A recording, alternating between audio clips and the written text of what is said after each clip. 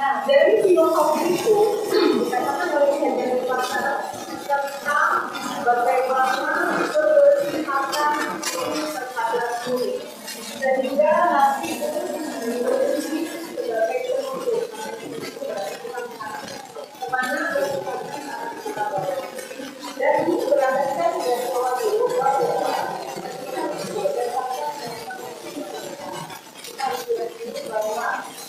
pendidikan adalah jadi warga negara Indonesia wajib mendapatkan pendidikan.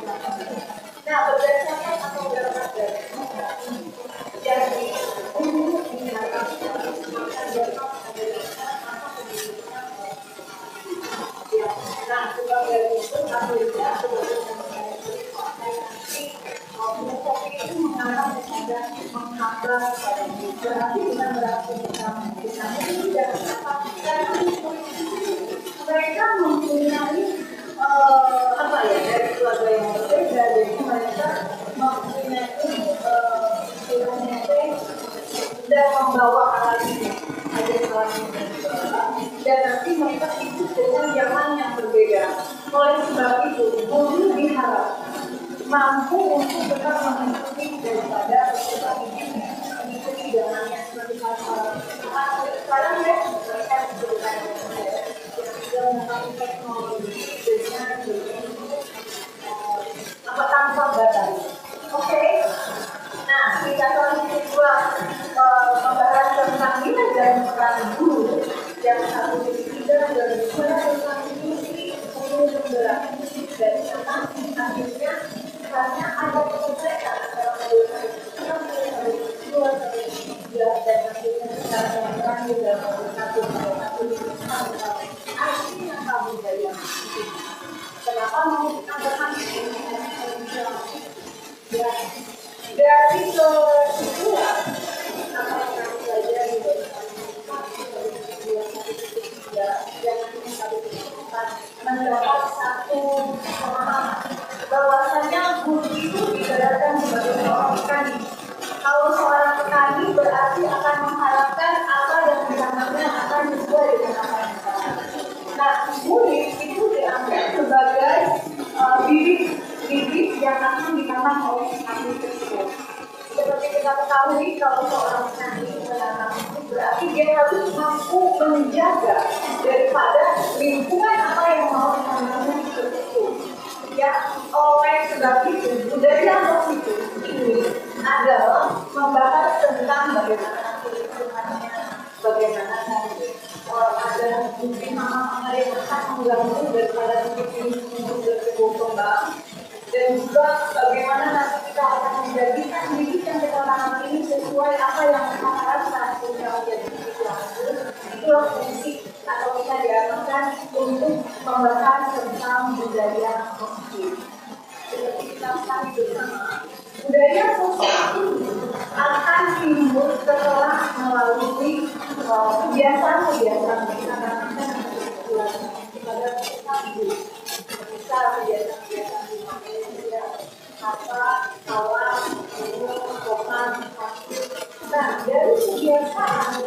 apa kita menang di lingkungan sekolah, mudah-mudahan ini akan menjadi suatu karakter.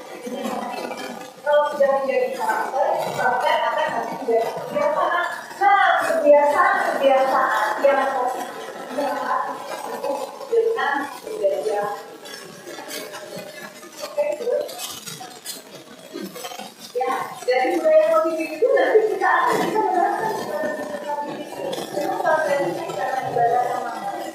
kalau tidak kita jaga, tidak kita pelihara dari misalnya godaan-godaan kita, dan kita tahu bersama, sebuah bibit yang baik akan tumbuh dari yang baik, dijaga bagaimana nanti lingkungan nanti dan sebagainya. Budaya positif itu nanti ya menjadi positif.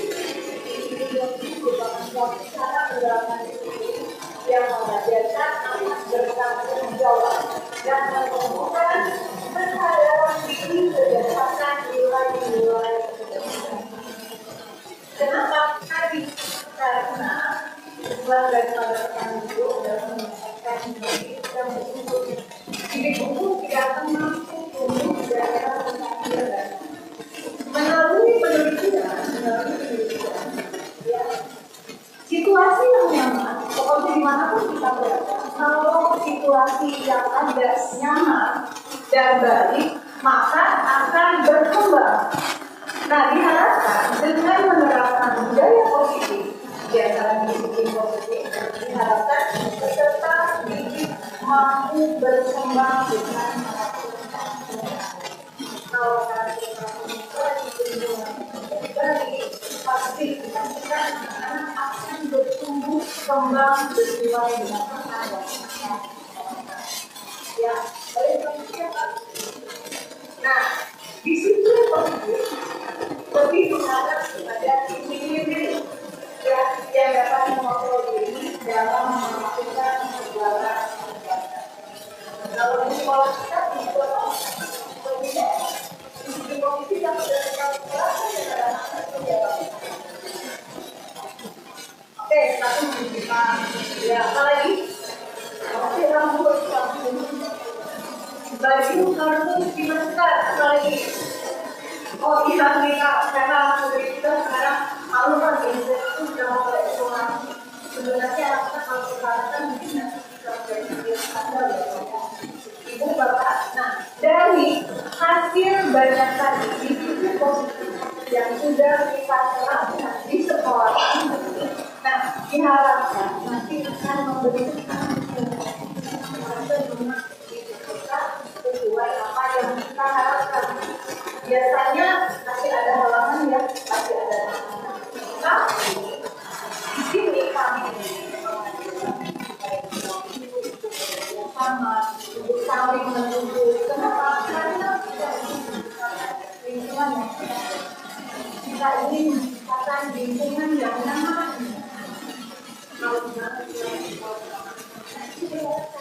Kenapa? Karena kalau alam sudah nyaman, tanpa kehidupannya, tanpa beli, tanpa masih dari rumahnya, dirinya dan kebaikan ya. Jadi bapak, nah di sini dapat membuat diri anak kami dan dari berdasarkan hati dalam diri, bukan akibat paksaan, ujian atau dukungan. Nah, pada budaya positif ini, ya diharapkan guru itu sebagai apa ya? Guru itu dapat dilihat sebagai pengawas, sebagai role model, sebagai contoh, seperti yang tadi kita bahaskan di modul bagaimana yang dari makanan, gimana dia mengatakan guru itu diharapkan sudah memberi yang pertama tingkat sosial berarti tidak menjadi model atau model. Yang kedua adil namun tanpa. Dari situlah guru itu bisa bertindak sebagai komunitas, membangkitkan rasa keyakinan kepada anak, memberikan kepercayaan diri kepada anak. Dan yang ketiga adalah tulis ada yang maksudnya apa? Kita di belakang mendorong peserta didik untuk mencapai cita-citanya, untuk mencapai apapun yang diinginkan yang kita capai dan kembali ke masyarakat sesuai dengan program alam dan program agama. Ya, oke lanjut ya.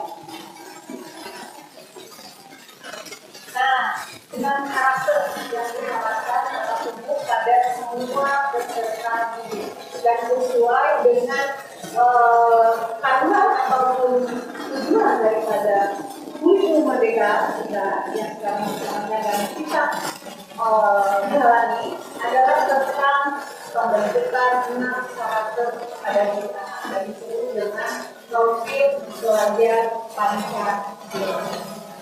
Yang diharapkan memang kalau kita lihat ini kayaknya wah mimpi nggak ya kita semua mereka ini memangku memiliki sepertinya kayaknya nggak mampu sepertinya kayaknya kita kuat tuh anak-anak kopi insya Allah dari penerapan budaya dari penerapan kegiatan positif di sekolah nanti akan membentuk 6 pribadi ini dikenal dengan profil pelajar manusia. Yang pertama, yang jelas yang beriman, bertakwa kepada Tuhan Yang Maha Esa dan Alhamdulillah. Diharapkan. Yang kedua, mandiri. Yang ketiga, berpendidikan global, bergotong royong, kreatif, bernalar sendiri. Dan seperti yang kami bersama, profil atau karakter ini bisa dikatakan sebagai salah satu ataupun bagian dari soft itu adalah kemampuan yang tidak terlihat, kemampuan yang ternyata membentuk ataupun dibutuhkan oleh peserta didik untuk nanti mereka menjadi alamnya. Maksudnya alamnya itu kembali kepada komunitasnya, kembali kepada masyarakat. Kalau sekarang kalian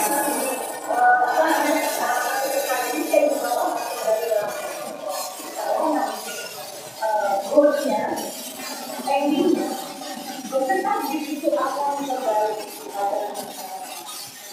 ya, jadi diharapkan dari penerapan, dari pelaksanaan, dari positif ataupun kebiasaan positif yang akan dilakukan setiap hari, setiap minggu, setiap bulan sampai akhirnya kita bentuk karakter peserta didik yang ya, ada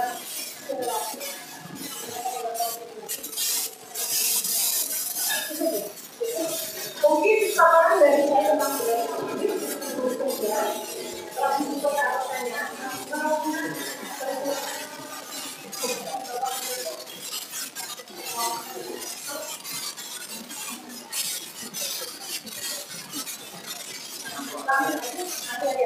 Ya, Bapak, Ibu, kalau ada pertanyaan tentang penerapan di dalam sekolah, saya persilakan mungkin ada seri atau apa ya?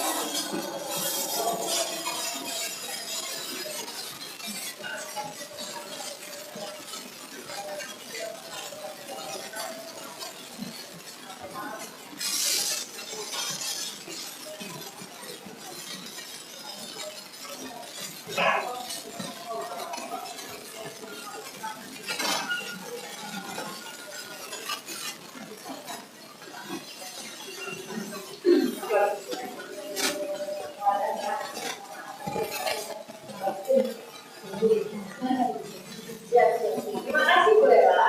Ini saya akan berdasarkan pengalaman saya. Jadi handphone itu tidak mungkin dijauhkanlah dari anak. Tapi mungkin pengaturan saja. Di sini kalau saya tidak di pengaturannya. Awalnya saya sudah dibuat di mana penggunaan handphone itu apabila saya izinkan dan memang dibutuhkan untuk menunjang pembelajaran satu. Ya, jadi kalau begitu saya masuk anak-anak tidak tahu nih handphone untuk tidak digunakan. Ya, jadi kita harus meja, di silent dan tidak boleh di apa mungkin digunakan ya. Nah, setelah itu, apabila kita menginginkan bisa di dalam beberapa pembelajaran yang adalah kita misalnya menggunakan visi atau menggunakan tablet atau menggunakan aplikasi-aplikasi yang menunjang pembelajaran saya, maka biasanya saya izinkan.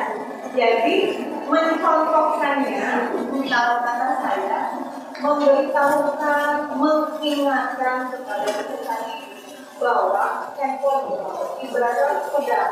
Kalau kamu bisa mampu melaksanakannya atau mampu menggunakan itu membawa keamanan.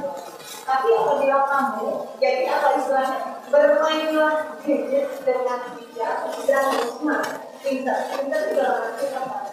Ya, penggunaannya kalau membutuhkan kita laksanakan, kalau tidak kita maksudnya apa? Tidak digunakan untuk kepentingan yang nanti akan dapat membuat peserta didik atau membawa dampak negatif. Jadi mungkin kalau kita jawabkan sama sekali nggak bisa, termasuk kita sendiri, kadang-kala yang punya berbiasa, kadang-kala harus sebagai pendarat, kita sendiri harus standby atau gimana. Jadi mungkin penggunaan ini sudah mengajar komunikasi bahwa tidak ada larangan baku untuk tidak menggunakan itu, boleh saja tapi dengan ketentuan itu. Jadi kita seperti itu mengenai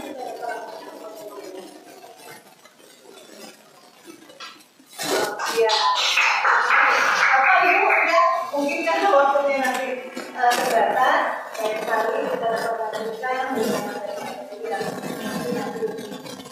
di wow ya. Terima kasih loh perhatiannya. Assalamualaikum warahmatullahi wabarakatuh.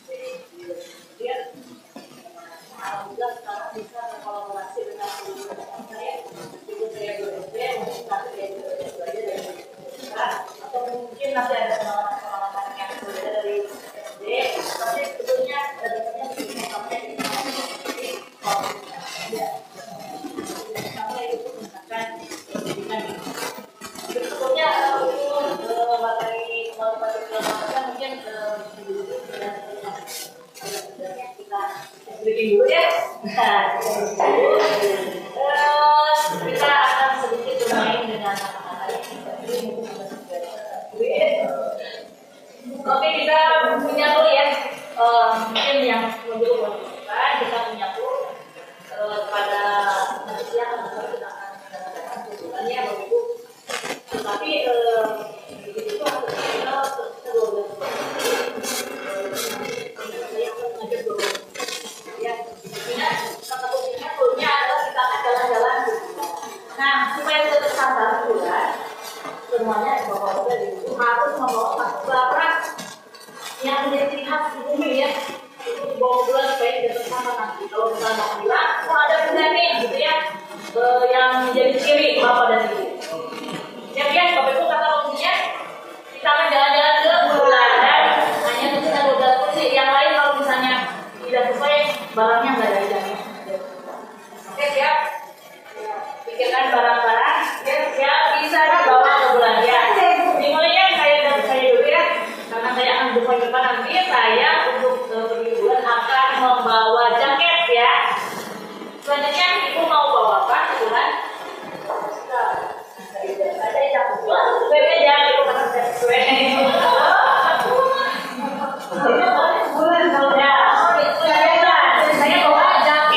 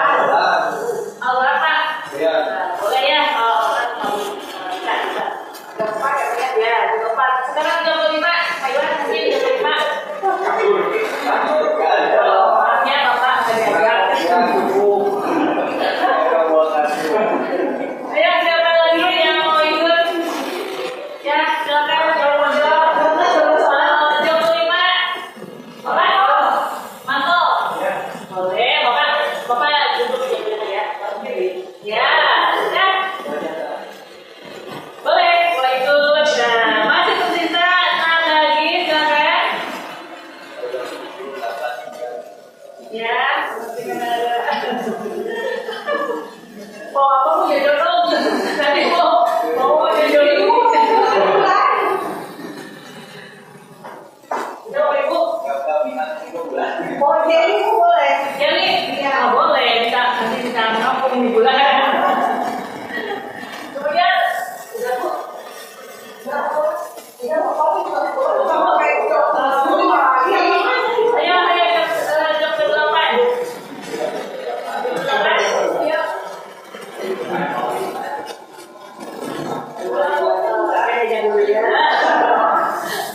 Diajak yang mau langsung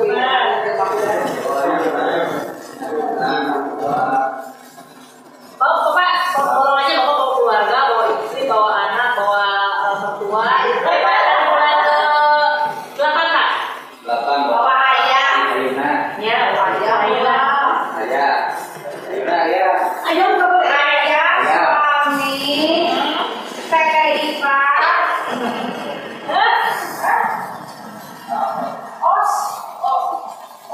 orang tua, nenek, dedek bayi. Ya, bolehnya ibunya semuanya sudah berkunjung ya. Yang lain maaf ya saya kebagian. Berapanya ini ya nanti kalau misalnya belum paham nanti bisa dibuat. Ya, kita lanjut aja ya ke materi tentang motivasi perilaku manusia. Jadi Pak, boleh dibuat. Nah ini untuk jadi masih nyambung dengan materi yang pertama tadi tentang inisiatif untuk kita dalam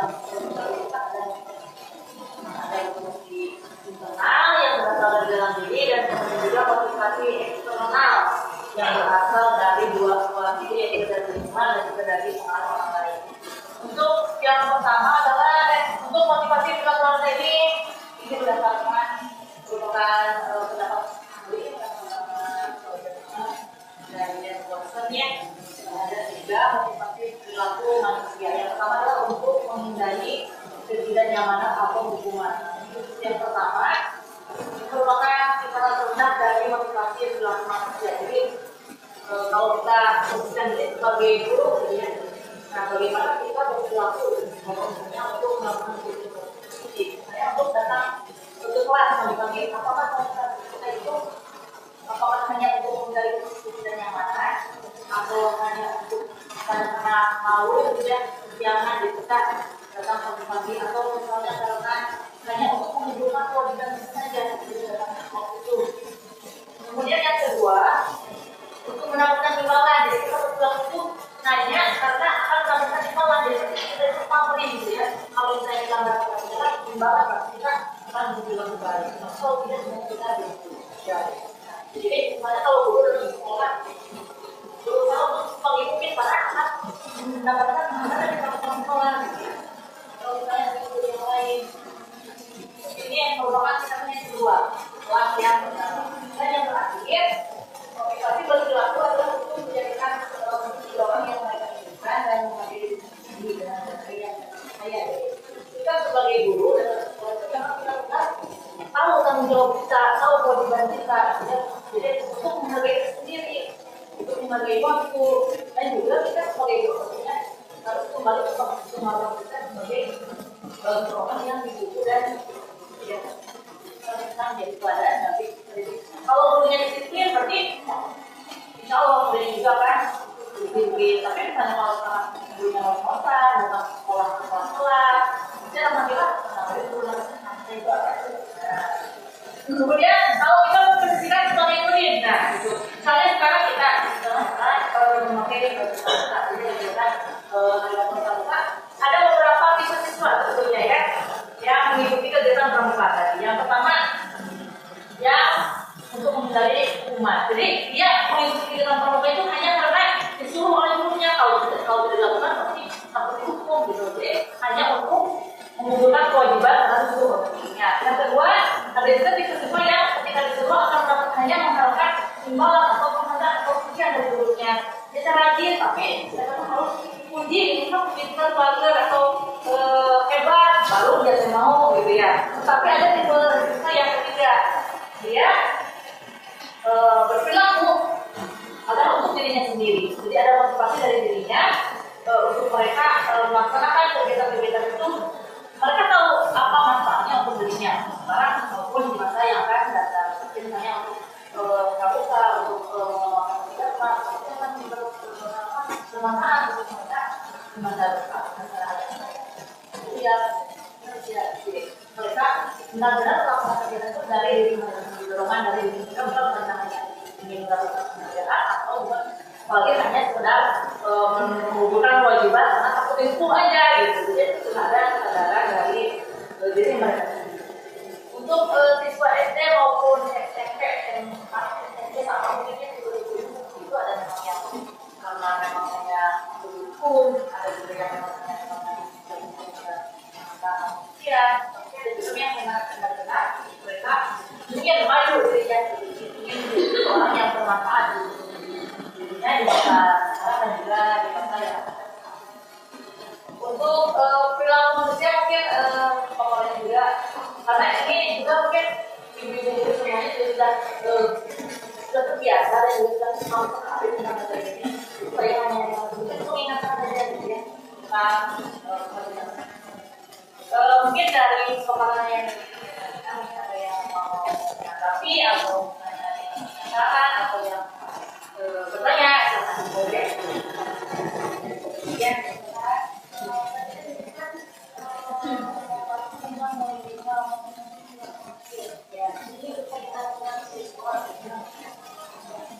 Ada bagaimana upaya itu yang bisa dilakukan untuk membuat motivasi siswa yang berperilaku jadi tadi sudah tersampaikan ada tiga itu kemudian yang pertama yang hanya menggunakan motivasi saja ya. Jadi mungkin solusinya yang pertama adalah kita melakukan penekanan kepada siswa tersebut tentang motivasi perilakunya. Kemudian juga mungkin memberikan pemahaman di dalam siswa tentang dasar, tapi mungkin apa yang dilakukan sekarang itu akan berdampak kepada masa depan, ya. Jadi kalau misalnya kita melakukan sesuatu tidak benar-benar dari dalam hati, tidak ada proses dari diri sendiri, dari dalam hati. Mungkin mau jadi orang seperti apa nanti ke depan, ya. Jadi kita melakukan perkataan, kemudian juga memberikan penjelasan, melakukan pembinaan pada kita bahwa melakukan sesuatu itu disiplin terutama disiplin itu harus yang tinggi, ya. Supaya dampak ke masa depan, kebiasaan-kebiasaan tersebut akan menjadi kebiasaan baik di masa depan. Kalau misalnya kurang kuat, nanti bisa diikuti di lain waktu. Baik, Bapak dan Ibu, mungkin hanya itu yang dapat kesempatan ini dan mengajak teman-temannya.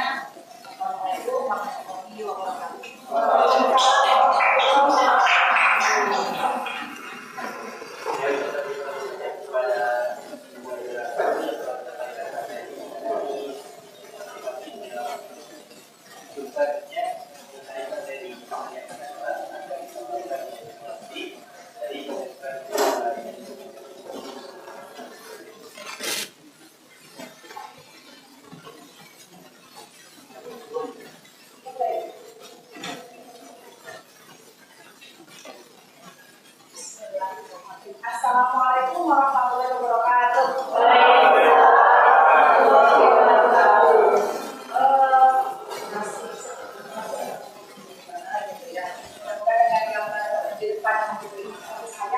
Bisa menyampaikan suasana bagi kalian. Udah siap ya? Udah siap jam 12. Oke, Bapak Ibu, mohon izin untuk menyampaikan materi. Tapi saya yakin ini mungkin sudah tidak asing sebenarnya, hanya kita mengupgrade sedikit, ada perubahan sedikit tentang keyakinan kelas. Kenapa saya bilang upgrade sedikit? Karena sebenarnya ini adalah pijakan berdiri sekolah dan apa yang kita sebut dengan peraturan kelas atau sekolah. Sebelum dimulai, saya akan memulai dengan pertanyaan pertama. Mengapa keyakinan kelas? Kenapa namanya tidak peraturan kelas? Yang kedua, mengapa adanya menilai sebuah budaya positif. Yang ketiga, bagaimana mewujudkan sebuah keyakinan kelas yang efektif. Ini berkesinambungan dengan tadi apa yang disampaikan oleh DJP dan Bu Ali tentang budaya positif. Yang mulai tahan. Oke, satu orang ini kalau tiga yang mulai dapat gelas, ya nggak apa-apa. Mulai saja nanti dikenal. Oke, tadi saya singgung di awal. Ini beranjak dari peraturan kelas, gitu ya. Kenapa? Karena ada kesamaan. Ini sama-sama menjadi sebuah pedoman. Lalu apa sih bedanya keyakinan dengan peraturan? Rasanya punten biasa sama. Anu gelis 30. Terima kasih. Pak Alima ada anak-anak juga. Tiga Pak. Oh iya, bisa. Oke, di sini ada ya. Menurut dosen tadi pasal apa yang dosen menyebutkan bahwa keyakinan ini adalah berbedaannya dengan peraturan. Mereka memiliki siswa dengan keyakinannya memiliki motivasi dari dalam. Beda dengan peraturan peraturan maka terpaksa ya, maka tulah bermereka tulah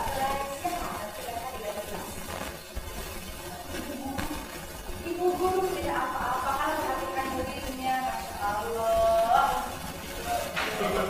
Ketika kita berbicara, jangan bawa make up ke sekolah. Yang terjadi tadi seperti kata Bu Alif, tidak bawa nanti yang timbul dalam dirinya dia membawa kesian itu. Kemudian ada apa? Ada kesadaran, ingin diikuti dan sebagainya. Nah, ketika keyakinan kelas yang muncul bukan ketakutan tapi sebuah motivasi dalam diri kita untuk berubah menjadi lebih baik. Kenapa? Karena dalam keyakinan itu ada nilai-nilai keselamatan atau kesehatan yang disebut dengan nilai-nilai kebaikan atau prinsip-prinsip universal yang disepakati bersama-sama. Jadi hasil dari kesepakatan seluruh keluarga, kelas atau sekolah. Jadi bukan hanya ditentukan oleh orang tua. Paham ya? Lanjut Pak Sami.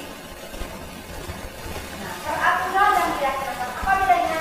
Keyakinan kelas bersifat lebih abstrak, tidak jelas. Tapi kalau peraturan lebih rinci dan konkret. Kenapa? Nanti kita akan bahas lagi. Apa bedanya? Kemudian keyakinan kelas berupa pernyataan universal, artinya pernyataan yang mengandung nilai-nilai kebajikan. Yang ketiga, pernyataan keyakinan kelas senantiasa dibuat dalam bentuk positif. Jadi keyakinan kelas tidak ada kata jangan, dilarang, tidak boleh. Semua maknanya harus positif. Nah, tidak boleh mengandung. Kita ubah kita positif apa?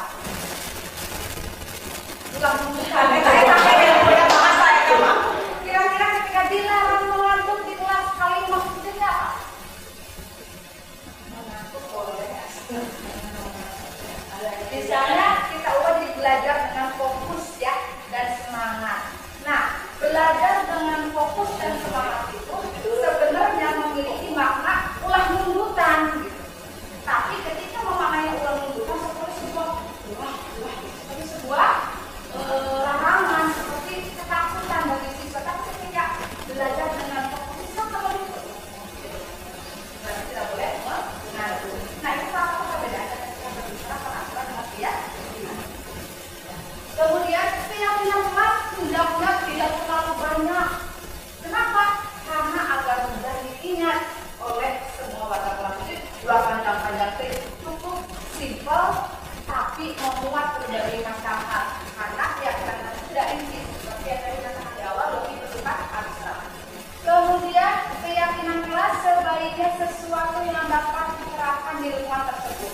Jadi keyakinan itu harus yang memang kita butuhkan.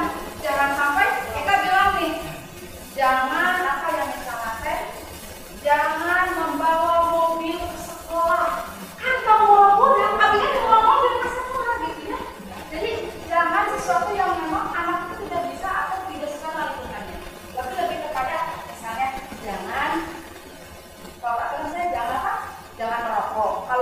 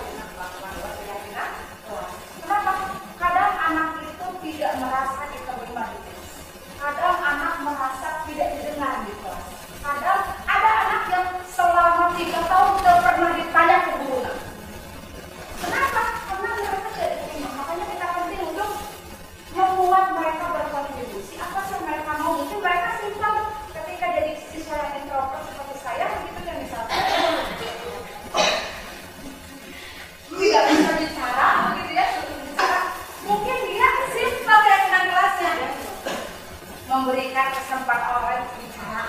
Karena apa kalian dengar? Ingin dianggap ada di kelas.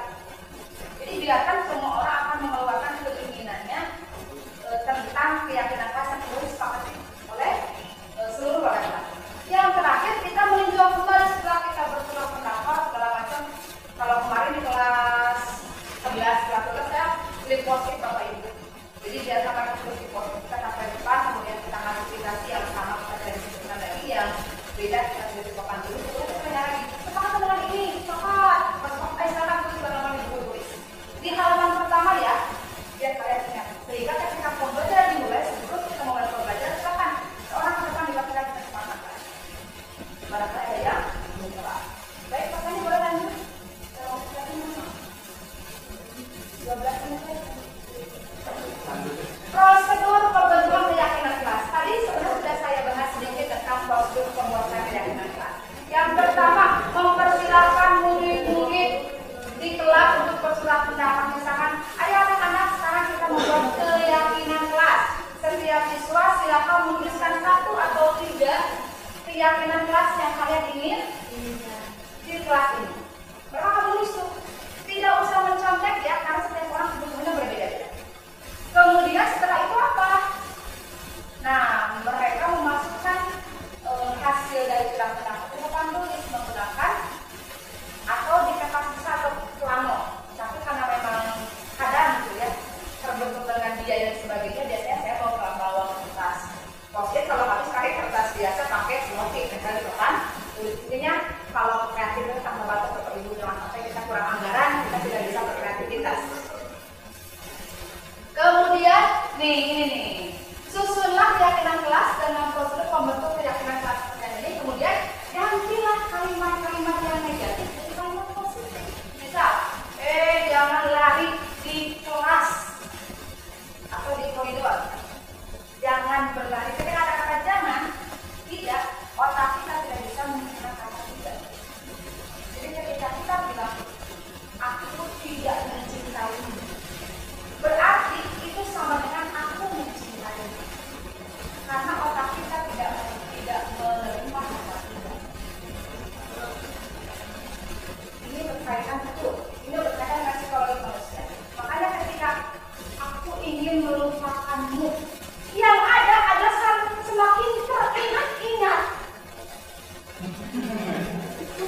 Pengalaman pribadi betul, mungkin sampai sekarang masih ingat, alhamdulillah. Terima kasih.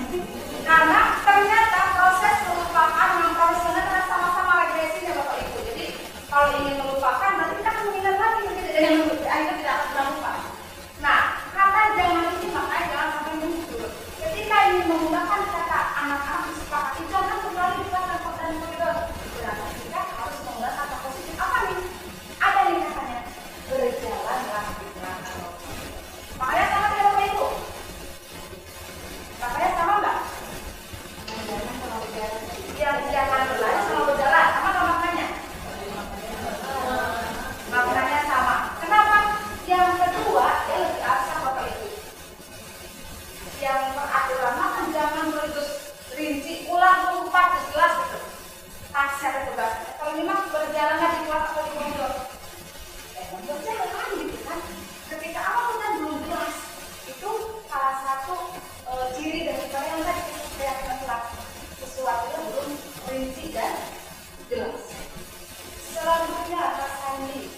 Nah, setelah tadi kita mengubah kalimat positif, kita tinjau lagi, kemudian kita tinjau, setelah itu kita pampang di kelas. Kalau sudah dipampang di kelas kan semua akan ingat ya.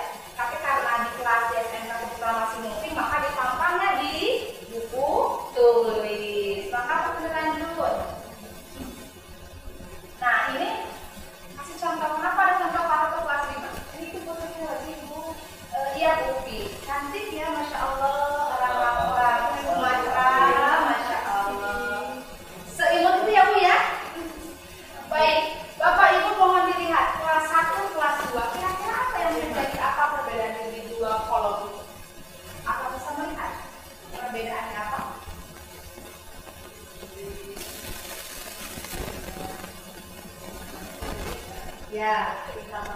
Ya, betul.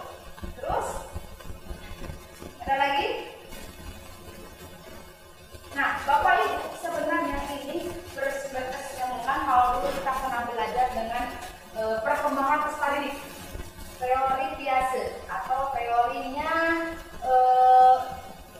poin. Nah, ini menjelaskan mengenai perkembangan siswa dari usia SD kelas 1 sampai kelas 3, kelas 4 sampai kelas 6, SMP, SMA dan sebagainya. Artinya mereka mendapatkan perlakuan sesuai dengan kebutuhan psikologis. Ketika kelas 1 dengan syarat setiap anggota kelas harus perlu belajar, kemudian perlu semangat, perlu melakukan kalimat perlu ini dikeluar. Kenapa? Karena mereka ada di fase transit TK ke SD yang dulu dominannya sedang bermain, makanya tekankan perlu. Ketika sudah kelas 5 sudah mulai berkembang, sehingga kalimatnya tidak kalau perlu lagi, tapi sudah menjadi selalu bersikap positif. Nah, ketika sudah SMP, SMA akan semakin kompleks keyakinan yang muncul karena kebutuhan pribadinya akan berbeda. 1 menit lagi baik, lanjut makanya mungkin terakhir. Nah, kegiatan-kegiatan dalam keyakinan kelas. Dalam keyakinan kelas ada yang namanya tampak seperti, tidak tampak seperti. Mungkin singkatnya begini, tampak seperti itu positifnya, tidak tampak negatif. Ketika kita ingin memperlihatkan rasa diterima dan dimiliki, maka yang tampak itu apa? Melibatkan semua anggota kelompok, memberikan kata-kata atau komen-komen yang menyesakkan hati, kemudian menjemur dan menanyakan kabar, itu tampak seperti positifnya. Negatifnya apa? Mengucilkan rasa teman, kemudian marah dan iri kepada keberhasilan teman-teman kita. Yang ketiga, acuh dan taat. Bapak Ibu sebenarnya masih banyak materinya. Ada tabel G, tabel T, tapi karena waktunya kita terbatas, mari kita perpanjang di diskusi kita. Maka Bapak Ibu kepada moderator yang ingin bertanya silahkan. Bapak Ibu dari semua yang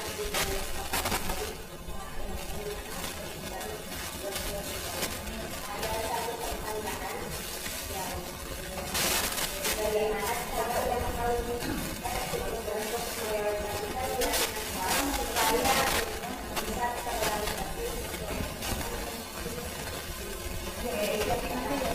Luar biasa, pasti para poni. Iya, kita seringkali belajar teori banyak, berguna buku berjilid-jilid. Tapi ketika prakteknya besar ya Bu ya. Kita menggebu-gebu di awal bikin keyakinan kelas nih. Tiba-tiba sekali 2 kali 3 kali ketemu melompong gitu ya. Bagaimana? Saya mensiasatinya satu untuk setiap pertemuan dibacakan.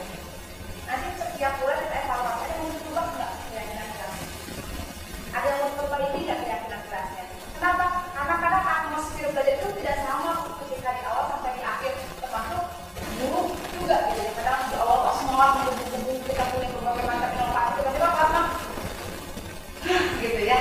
Jadi intinya perlu upgrading juga ya, anak-anak juga, kita juga keyakinan kelasnya bisa mengakomodir semua kebutuhan daripada siswa-siswa. Baik, terima kasih Mangga. Ada lagi Bapak Ibu? Terima kasih. Terima kasih perhatiannya, mohon maaf segala kekurangannya. Wassalamualaikum warahmatullahi wabarakatuh. Waalaikumsalam warahmatullahi wabarakatuh. Saya ucapkan terima kasih kepada Ibu Asti yang telah menyampaikan materi mengenai keyakinan kelas. Untuk selanjutnya, materi yang keempat mengenai 5 kebutuhan dasar manusia yang akan disampaikan Bapak nanti dari Universitas kelas. Selanjutnya, saya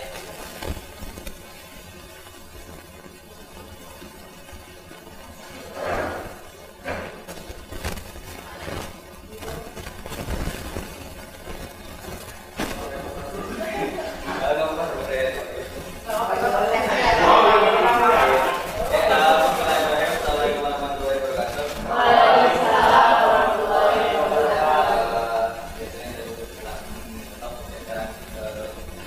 Bapak Ibu semua ya, kita seperti tadi kata pengajar 1 dan 2 kita dari dan ketemu juga di sini hanya sekedar investment ya, mengingatkan kembali bahkan mungkin di sini Bapak Ibu semua ini sudah mengetahuinya gitu lah, ketika dulu kuliah itu apalagi sebagai anak-anak pendidikan pasti akan sering berkesinambungan dengan hal ini ya, yaitu terkait dengan kebutuhan dasar manusia ya. Kita sebagai makhluk, kita sebagai individu yang lahir ke manusia ini pasti memiliki sesuatu yang dibutuhkan. bersinggungan dengan teori dasar kebutuhan manusia. Sama seperti tadi kita ada pertanyaan atau mungkin pernyataan pemantik terlebih dahulu. Di sini ada seorang wali kelas bernama Sandi Ramdhani yang di SMK gitu ya, dan bingung menghadapi ulas salah satu muridnya. Ya, yang bernama Doni. Beberapa anak ini telah datang kepada nya dan mengumpulkan Doni yang berkali meminta bekal makan mereka dengan paksa. Ya, jika Anda atau juga Bapak Ibu semua ingin menghadapi situasi seperti Pak Sandi, apa yang akan dilakukan? Terus kira-kira apa alasan si Doni tersebut melakukan hal tersebut? Perlu kita pelajari bahwa sebelum kita melakukan tindakan, kita harus menganalisa terlebih dahulu. Karena setiap tindakan manusia terhubung ke mata materi 1 dan materi 2 terkait motivasi. Kita melakukan sesuatu itu pasti ada motivasinya. Kita melakukan apa, pasti ada hal yang ingin kita capai, ada unsur intrinsik dan ekstrinsik yang menjadikan hal tersebut terjadi. Kita membawa make up ke sekolah, mungkin salah satu motivasinya berarti karena kita ingin terlihat cantik, ingin dihargai, dan sebagainya. Sekarang bagaimana dengan Doni? Dia sering meminta bekal atau malah istilahnya kepada teman-temannya. 5 teori kebutuhan manusia. Kebutuhan manusia itu tindakan manusia yang memiliki tujuan tertentu. Semua yang kita lakukan adalah usaha untuk memenuhi kebutuhan tersebut. Ada 5. Mungkin kalau dulu kita belajar di pendidikan itu ada teori kebutuhan Maslow. Ya, 5 tindakan bla bla bla sampai yang terakhir itu aktualisasi diri. Nah, sekarang ada 5 kebutuhan dasar manusia. Salah satu contohnya yang bisa saya sebutkan, pertama kita ada bertahan hidup. Sudah pasti. Yang kedua, kasih sayang dan rasa diterima, kebebasan. Yang keempat, ada kesenangan. Yang kelima, penguasaan. Itu 5 kebutuhan dasar yang wajib dipenuhi oleh manusia supaya tadi manusia tumbuh sesuai dengan kodratnya. Ketika semuanya terpenuhi, kita peserta didik kita pasti akan menjadi manusia yang bahagia, yang sesuai kodrat alam dan kodrat iman. Seperti itu. Ya, salah satunya nanti dibahas. Nah, salah satunya tadi bertahan hidup atau survival. Ya. Secara fisiologis, kebutuhan bertahan hidup itu ada beberapa, mungkin saya contohkan di sini ada 3. Pertama, rumah, kesehatan, dan makanan. Itu kebutuhan fisiologis dari manusia. Kemudian ada kebutuhan biologis, tetap bertahan hidup, ini mensejahterakan umat manusia. Ada reproduksi, salah satu kebutuhan biologis manusia, ya, membelah diri atau apapun itu. Campok. Yang ketiga, kebutuhan bertahan hidup berdasarkan psikologis, rasa aman dan nyaman.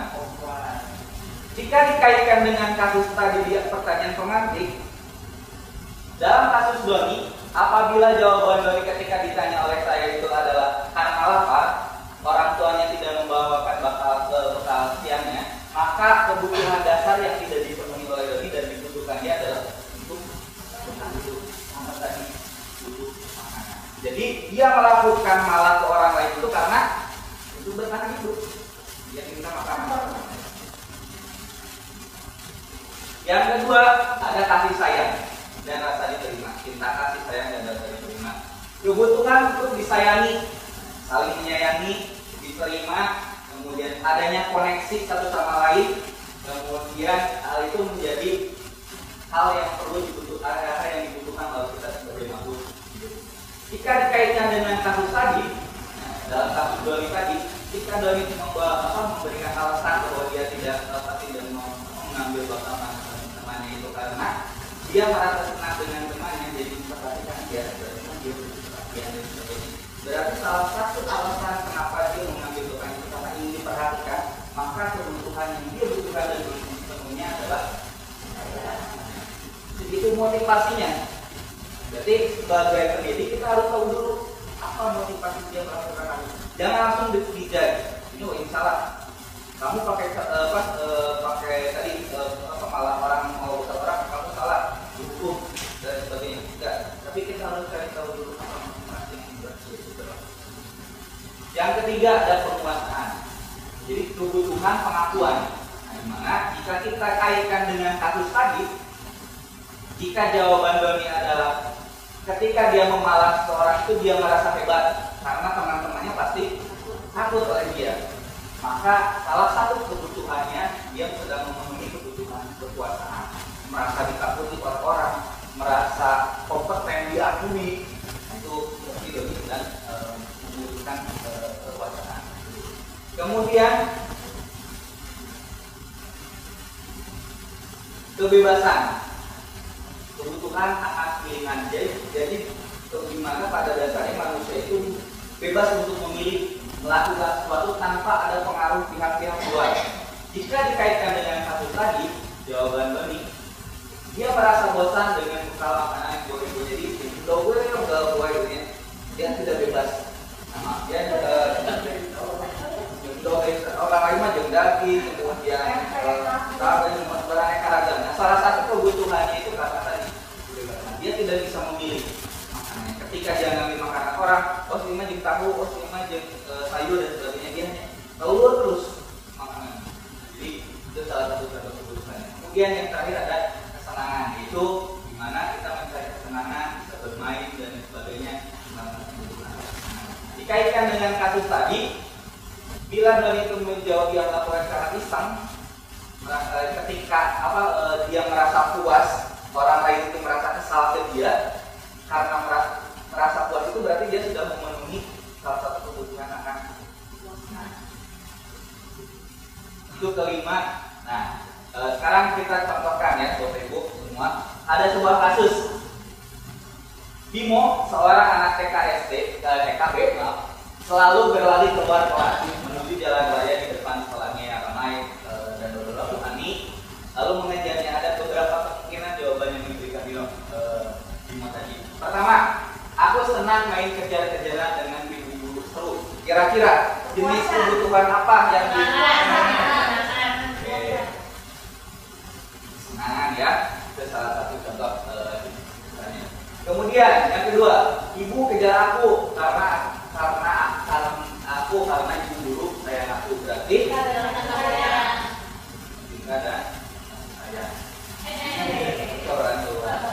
Aku hebat kan, bisa bikin ibu kejar aku, berarti ada karena dia merasa menguasai ibu gurunya menurut dia. Yang terakhir, aku bosan belajar mewarnai terus di dalam kelas, berarti kebutuhan apa? Kebebasan.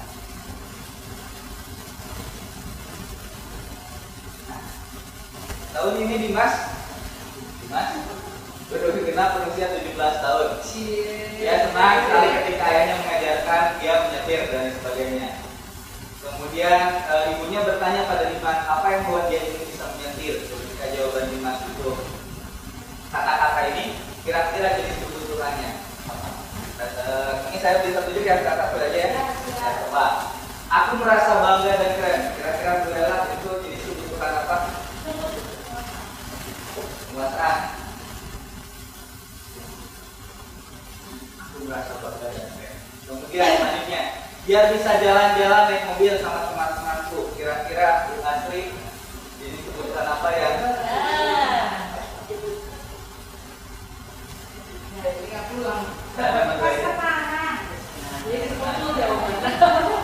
Kurang sempat bahasa Kemudian aku senang bisa pergi ke tempat-tempat yang aku suka. Kira-kira Bu ini kemudian menyetir mobil itu seru. Kira-kira Bu Hani.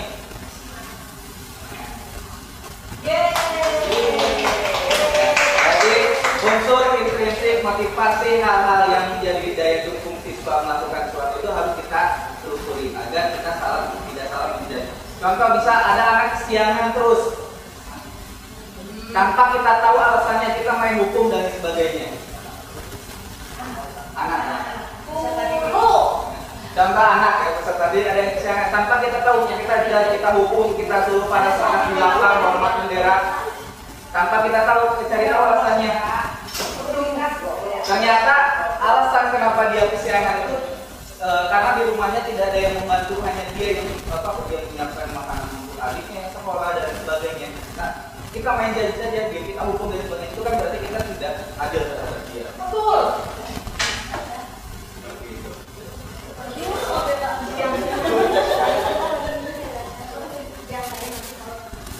Oke, saya contohkan satu kasus lagi ya, beberapa kasus. Kita banyak diskusi saja supaya kita bisa mengembangkan kasus-kasus yang terjadi. Pertama, ada seorang Frida, siswa kelas 11 angkatan sekolah kelas 1, maaf. Begitu tidak tiba di rumahnya, dari sekolah menangis dan mengadu pada ibunya. Dia berhenti pada salah satu guru di sekolah tersebut. Kemudian menurut Anda, kebutuhan apa yang berusaha dipenuhi oleh Frida? Jika jawabannya seperti ini, bila Anda berada dalam posisi Ibu Rani dan mendengar informasi tadi yang dikatakan oleh Ibu Frida, kira-kira bagaimana yang akan kita lakukan? Contohnya saja supaya lebih konkret, saya punya beberapa kuesioner yang harus Bapak Ibu isi, kan? Perwakilan saja mungkin ya, supaya waktunya cukup dan hanya waktu sekitar 6 menit tadi. Saya nambah teman saja biar tenang, Pak. Ya.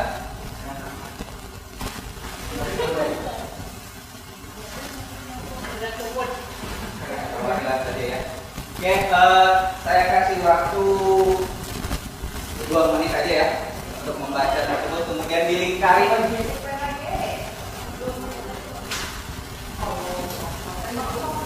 Ya.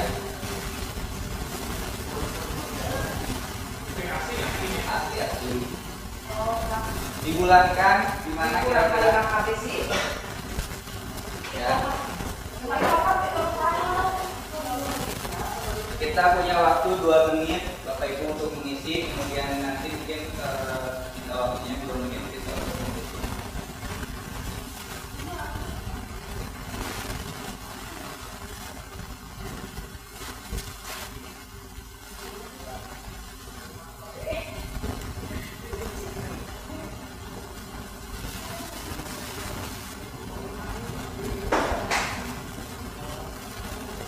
Diisinya secara jujur aja. Ya, jangan.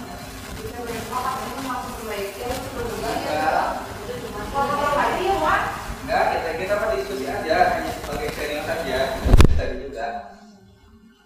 Orang ini jauh. Ya,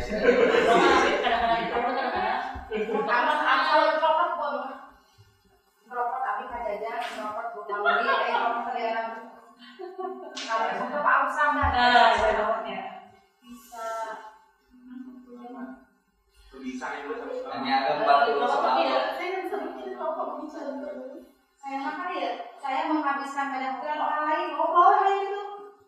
Ya. Isi jujur saja terkait kondisi diri. Saya tidak suka membuat, saya tidak suka tapi saya suka bukannya. Jadi kalau kayak negatif positif negatif kan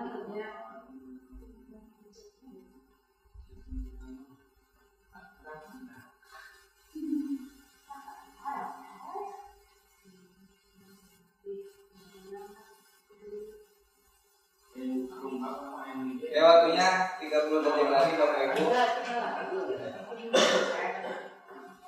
Oke, kalau yang sudah mengisi, silahkan Bapak Ibu coba tambahkan. Dari soal nomor 1 sampai 10 itu Ibu nilainya, Bapak Ibu nilainya berapa? 11 sampai 20 itu nilainya berapa? 21 sampai 30 itu nilainya berapa?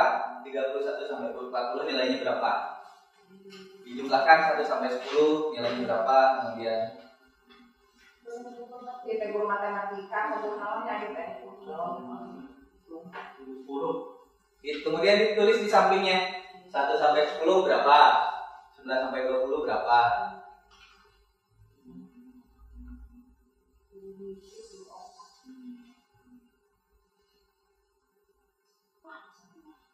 Ya, kan kita diskusi, kita project view. Saya ada orang yang kasih. duduk di sekolah dan hal yang Dengan saya. ya Pak Iwan udah berarti rumah bisul.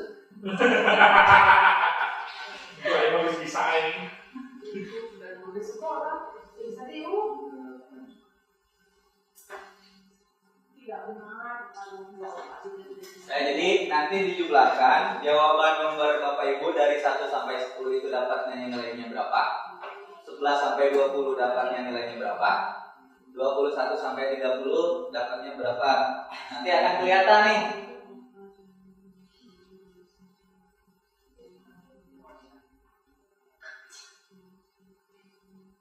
Jadi menjumlahkannya ke apa ya? Berarti ke samping. Nomor 1 sampai 10 dapatnya berapa? Iya, tadi poin 1 sampai 10 gitu. Jumlahkan. Udah Bapak Ibu semua udah dijumlahkan? Saya Oh ya, sih tertawa 30 dan dibagi. Sudah kayak dan jumlah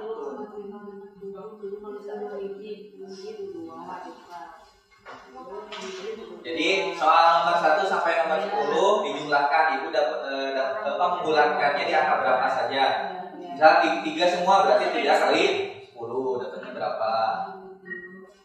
Atau ada yang 5 berarti tinggal ditambahkan saja. Nanti akan kelihatan kebutuhan dasar apa yang paling dominan. kurang kebutuhan saya kurang kebutuhan Psikologi. kasih sayang orang-orang tua anaknya 20. Hitungnya 10 aja ya. Ya 10 Bu.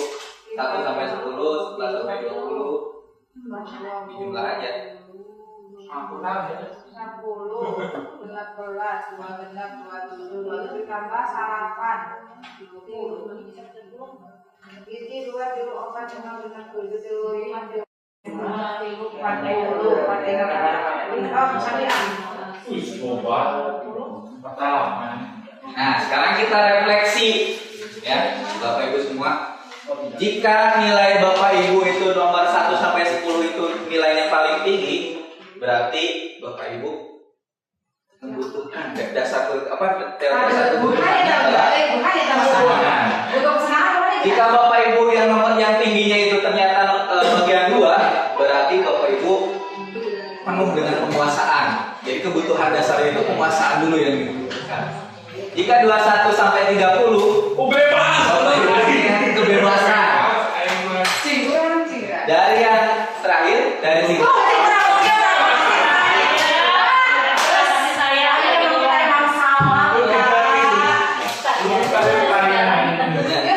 Ketika nilainya seimbang semua, berarti Bapak Ibu membutuhkan semua. Ya.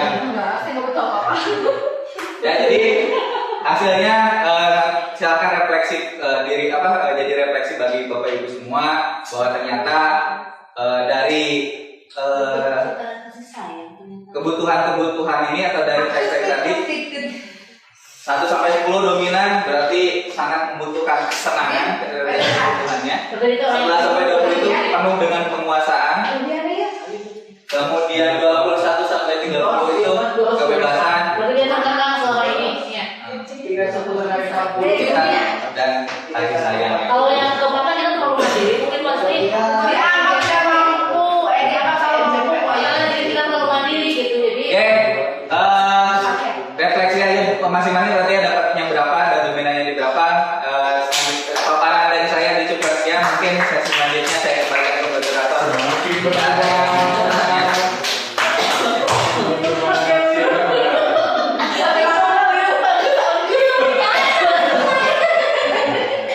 Oke, Pak Tuyanto mau bertanya. Ya, Pak, saya mau bertanya. Tadi Mas Adi sudah memaparkan bahwa yang berhubungan dengan kebutuhan manusia.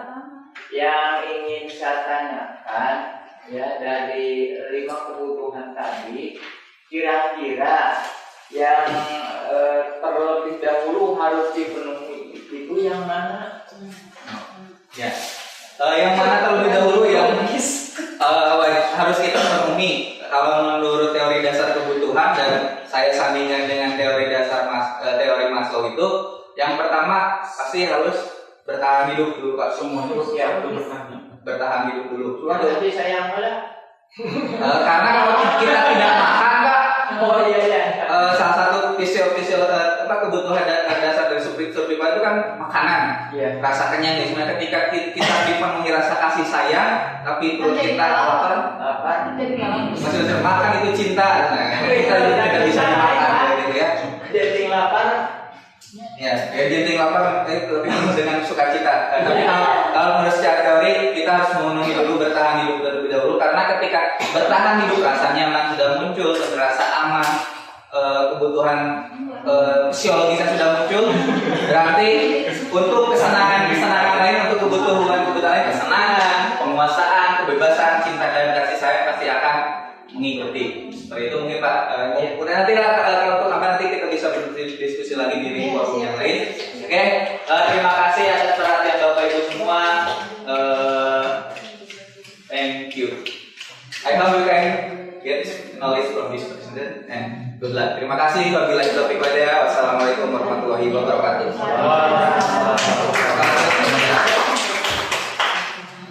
Saya ucapkan terima kasih banyak untuk selanjutnya materi yang kelima, yaitu posisi kontrol, akan disampaikan oleh Bapak Bibin dari SMK Negeri Sambilangan. Kepadanya saya persilakan.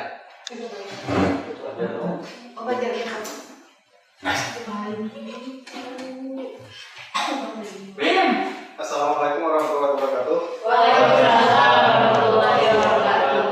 Saya mikir gak bakal sedegan ini, wah yuk luar biasa. penampilan di awal itu luar biasa ya, jadi itu sempurna gitu ya.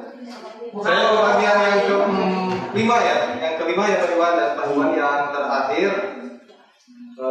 Saat setting sebenarnya melihat seperti ini harusnya tadi saya setting lebih dulu gitu ya.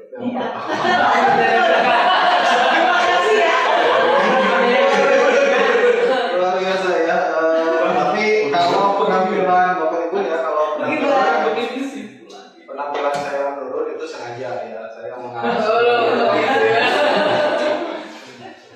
Saya akan melanjutkan materi yang tadi disampaikan oleh Ibu Sutini, Ibu Ayu, Bu Asri, dan Pak Sandi, karena ini saling terkait ya. Yang pertama tadi Bu Sutini menyampaikan bagaimana disiplin positif itu menjadi mimpi yang kita ingin gapai gitu ya. Yang kedua tadi Ibu Ayu menyampaikan bahwa setiap orang itu punya motivasi, berarti untuk melakukan disiplin positif itu harus berdasarkan motivasi.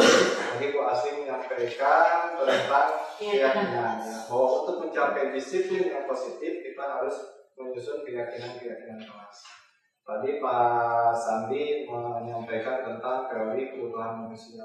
Setiap yang dilakukan oleh manusia itu pasti berdasarkan atas kebutuhan.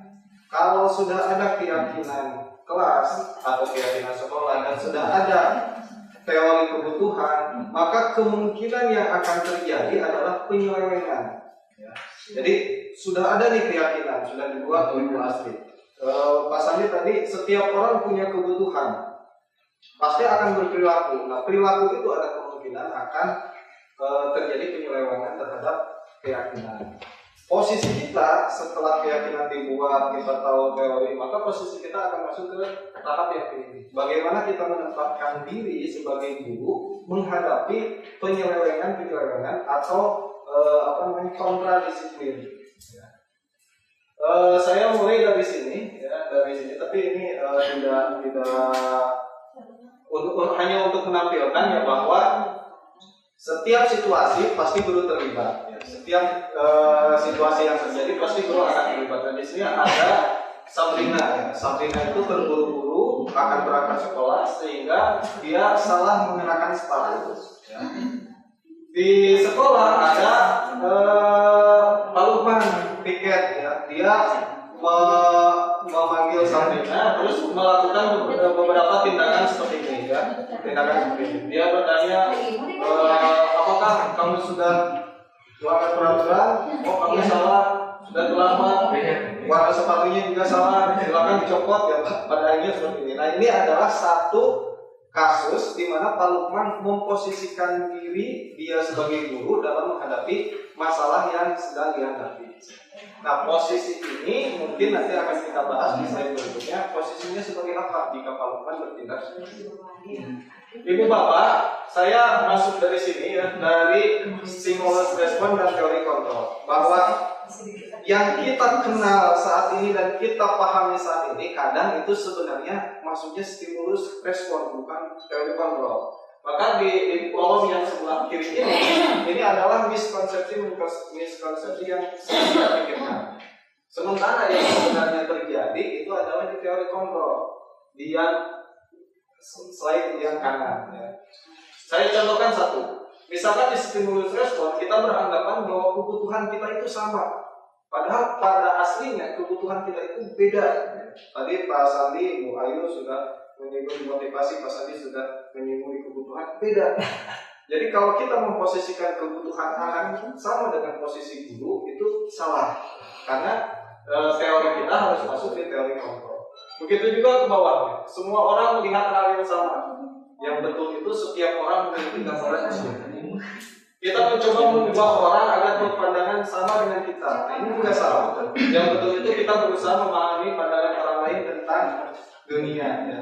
Jadi perbedaan-perbedaan ini memposisikan diri bagaimana caranya di posisi kontrol kita ini kita berpandangan di posisi sebelah kanan, jangan berada di posisi sebelah kiri. Ya.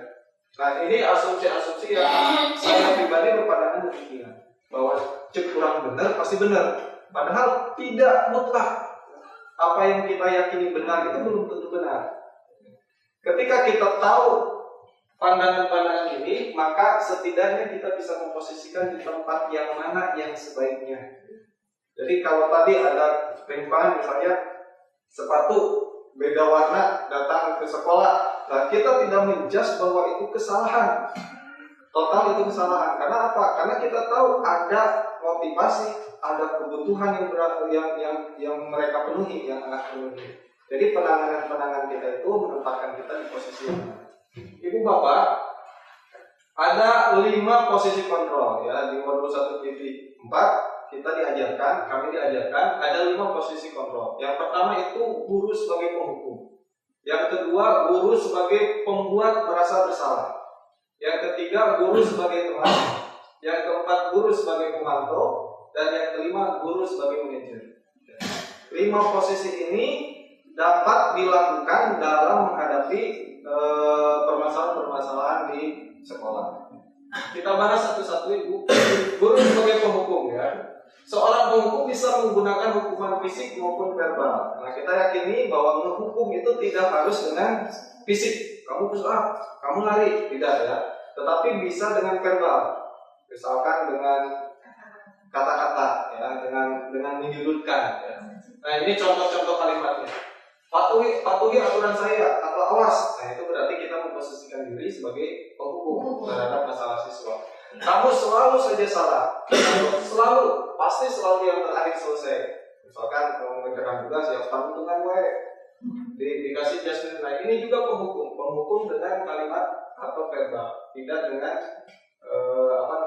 perbuatan ya, tidak dengan hukuman secara fisik. Yang kedua, Ibu Bapak, pembuat merasa bersalah. Ada posisi guru yang ketika melakukan tindakan itu memposisikan diri sebagai pembuat merasa bersalah. Yaitu pada posisi ini biasanya guru akan bersuara lebih lembut. Yang kedua, pembuat merasa bersalah akan menggunakan kepentingan yang membuat orang lain merasa tidak nyaman, bersalah atau rendah diri. Contoh kalimatnya, Ibu sangat kecewa sekali dengan kamu. Yang kedua, berapa kali Bapak harus memberitahu kamu ya? Yang ketiga, contohnya gimana coba kalau orang tua kamu tahu kamu berbuat begini. Jadi kita menyudutkan murid itu sebagai orang yang bersalah. Kalau tadi kita ingat ya benar kumaha kita, nah kalau yang sekarang disudutkan siswa dengan posisi siswa itu salah. Yang ketiga, Ibu Bapak, memposisikan sebagai teman. Guru pada posisi ini tidak akan menyakiti murid, namun akan tetap berupaya mengontrol murid melalui persuasi. Yang kedua, posisi teman pada guru bisa negatif ataupun positif. Ya. Kenapa di sini ada negatif? Positif karena memposisikan sebagai teman juga kadang menjadi ketergantungan. orang ada masalah tapi bantuan dia ku Lela misalnya. Nah itu juga jadi negatif. Atau ku Asri misalnya, itu juga jadi negatif. Contoh kalimatnya, ayo bantulah demi Bapak ya. Ayo ingat tidak bantuan Bapak selama ini. Nah, berarti mungkin ya karena kita sudah jadi teman. Ya sudah, kali ini tidak apa-apa, nanti Ibu bantu bereskan. Ini posisi guru sebagai teman. Ya, posisi guru sebagai teman. Yang keempat, pemantau. Kalau sebagai pemantau, memantau berarti mengawasi. Kata kunci dari memantau ini adalah memperhatikan peraturan atau keyakinan sama kesalahan. Kalau kesalahannya ini, maka ini. Kalau perbuatan tidak baiknya ini, maka sanksinya ini. Nah itu biasanya dipemantau ya. Contohnya peraturannya apa? Apa yang telah kamu lakukan? Sanksi atau konsekuensinya apa? Ya, sudah memberikan peluang murid untuk bicara, tetapi dia selalu mengaitkan antara peraturan dan sanksi. Ya. Jadi gimana peraturannya, gimana sanksinya. Yang kelima adalah posisi manajer. Nah di posisi manajer ini guru berbuat bersama dengan murid. Berbuat bersama dengan murid, mempersilahkan murid mempertanggungjawabkan perilakunya, mendukung murid agar dapat menemukan solusi atas permasalahannya sendiri. Yang kedua, murid diajak untuk menganalisis kebutuhan dirinya maupun kebutuhan orang lain. Nah di posisi manajer, ini adalah posisi paling akhir di posisi kontrol dan restitusi. Gimana caranya guru itu memposisikan untuk bersama-sama murid menemukan masalahnya dan menemukan jalan keluarnya. Nah jalan keluarnya ini nanti akan masuk ke materinya Pak Iwan ya, di segitiga restitusi. Jadi bagaimana posisi guru ini sebagai manajer? Nah ada kata kuncinya di sini. Ketika guru bertindak sebagai manajer, maka secara tidak langsung dia mengajarkan manajer kepada murid. Karena murid diajarkan untuk merdeka.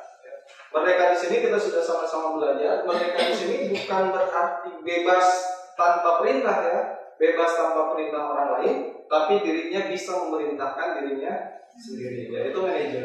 Jadi posisi manajer ini contohnya apa yang kita yakini. Apakah kamu meyakininya? Jika kamu meyakininya, apakah kamu bersedia memperbaikinya? Jika kamu memperbaiki ini, hal ini menunjukkan apa tentang dirimu? Apa rencana kamu untuk memperbaiki hal ini? Nah, di posisi manajer ini tidak ada intimidasi dari guru. Siswa harus melakukan apa? Tetapi guru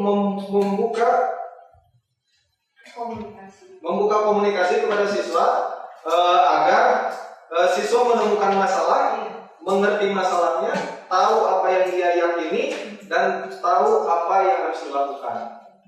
Dilanjutkan, ada 3 menit lagi. Nah, 5 posisi kontrol ini saya bagi, ya, kita bagi dalam tabel ini. Ya. Ada 3 kolom, ada 3 tingkatan. Yang pertama, identitas gagal, yaitu penghukum pembuat rasa bersalah. Kalau kita melakukan posisi di seperti ini, maka kita sedang mendidik anak agar menjadi identitas yang gagal. Karena anak akan merasa bersalah, akan merasa kelam, akan merasa kecewa, tertekan. Maka posisi yang baik itu 3 di sana: teman, pemantau, dan manajer.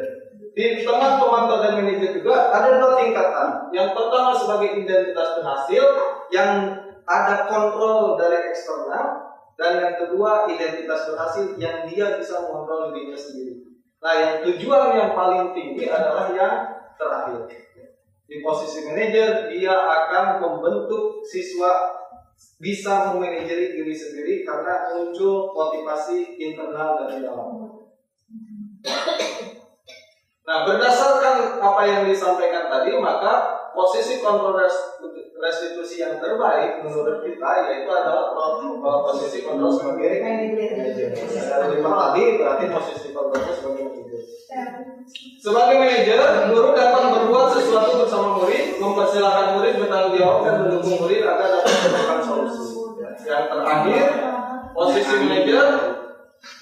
posisi manajer mengacu pada restitusi yang dapat menjadikan murid sebagai manajer bagi dirinya sendiri. Nah, ini yang saya katakan tadi, bahwa menjadikan murid sebagai manajer dirinya sendiri sehingga dapat tercipta identitas positif pada diri murid. Sehingga tujuan awal filosofi KHD menciptakan siswa yang merdeka, yang senang, yang bahagia itu akan terwujud karena kemerdekaan itu tidak diperintahkan oleh orang lain, tapi dirinya sendiri mampu memerintahkan dirinya sendiri. Kemerdekaan itu melepaskan perintah orang lain, tapi dia bertanggung jawab terhadap perintah terhadap dirinya sendiri.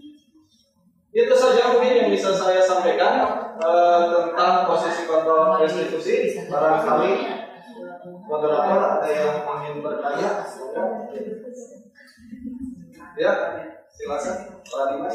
Untuk posisi kontrol restitusi saya jelaskan Bapak itu ada 5. Pertanyaannya, apakah seorang guru bisa memposisikan dirinya lebih dari satu kontrol dalam satu waktu? Sudah? Ya, terima kasih Pak Dimas ya, pertanyaan yang luar biasa. Dari 5 kontrol tadi kita sudah sepakat ya bahwa ketika kita melakukan posisi kontrol itu sebisa mungkin kita hindari 2 posisi yang pertama. Ya. Berarti tinggal tersisa 3. Bukan tidak boleh dilakukan sama sekali haram ya, tetapi posisi ini sebenarnya tidak mendidik siswa menjadi lebih baik, tetapi mendidik siswa jauh menjadi lebih buruk. Ya. Mungkin di depan kita buruk, tapi di belakang justru lebih buruk ya, lebih buruk tindakannya. Nah, berarti ada 3 posisi. Posisi kontrol teman, pemantau, dan manajer. Nah, target utama dari posisi yang terbaik itu manajer. Sebagai seorang manajer, sebenarnya dia sudah bisa memposisikan diri sebagai posisi teman dan posisi pemantau. Jadi kalau sudah di manajer, pasti dia bisa memposisikan teman dan pemantau. Dalam satu kasus, untuk mengefektifkan penyelesaian masalah kasus, maka kita harus bisa menempatkan kapan menjadi teman, kapan menjadi pemantau, kapan menjadi manajer. Jadi terkait dengan pertanyaan Dimas, sangat bisa ya. Satu kali kasus yang kita hadapi, kita berperan di 3 posisi. Meskipun jawaban itu dipatahkan kembali, seorang manajer pasti dia melakukan posisi sebagai teman dan posisi sebagai pemantau. Kalau kita pisah 3 posisi itu, maka jawaban saya bisa, sangat bisa dilakukan. Itu mungkin Dimas. Terima kasih. Bapak Dimas ya. Rekan ngopi ya. Mungkin itu saja Ibu Bapak ya. Apa yang bisa saya sampaikan, posisi kita sudah penting nih. Kita sudah menempatkan diri sebagai posisi apa, maka apa yang akan kita lakukan akan masuk ke materi selanjutnya, yaitu segitiga restitusi. Ya. Terima kasih atas perhatian Ibu Bapak semuanya. Mudah-mudahan ada manfaatnya untuk kita bersama ya. Terima kasih. Assalamualaikum warahmatullahi wabarakatuh. Saya ucapkan terima kasih kepada Bapak Pemimpin yang telah menyampaikan materi mengenai posisi kontrol. Untuk selanjutnya, materi yang terakhir yaitu materi mengenai segitiga restitusi yang akan disampaikan oleh Pak Iwan dari guru SMK Negeri 1 Ranca. Kepadanya saya persilakan. Ayo.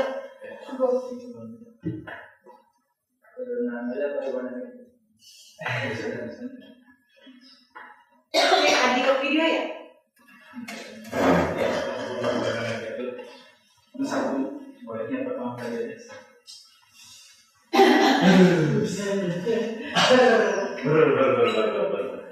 Nggak kelihatan kita sih. Nggak posisi Pak Iwan yang bisa. Wih.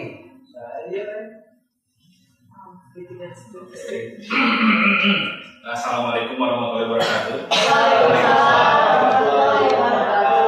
Terima kasih kepada Bapak Moderator yang sudah memberikan waktu kepada saya.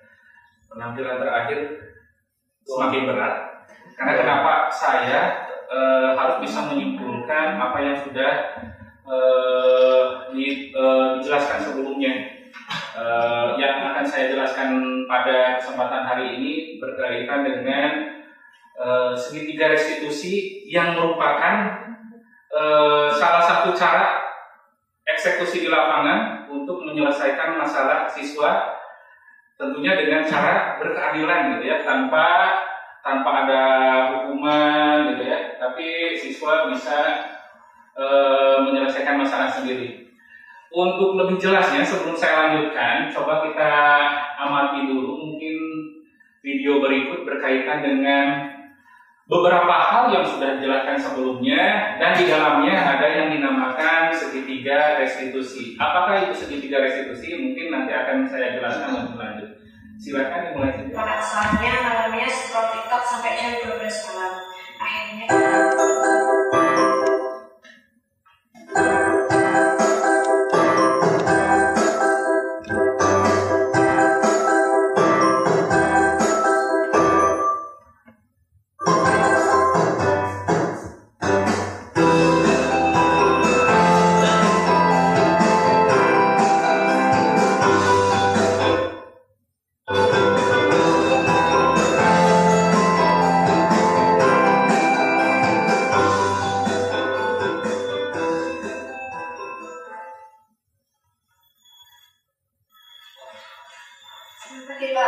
Ya, selamat pagi, silakan duduk.